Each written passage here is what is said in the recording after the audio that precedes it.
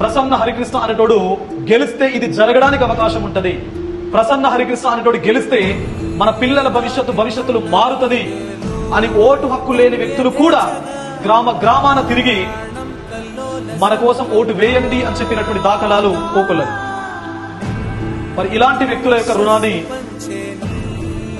ఏమిచ్చి తీసుకోగలరు?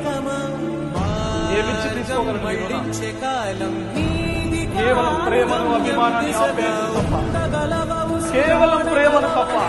మీ అందరికీ కూడా ఇక్కడికి వచ్చినటువంటి వ్యక్తికి, ప్రతి వ్యక్తికి, ఇక్కడికి రాని ప్రతి జిల్లా లోపల ఉన్నటువంటి ప్రతి వ్యక్తికి మీ అందరి తరఫున నా గుండె లోతుల్లో నుంచి ప్రతి వ్యక్తికి పేరు పేరున నేను ఇదే వేదిక నుంచి పాదాభివందనం చేస్తా ఉన్నాను.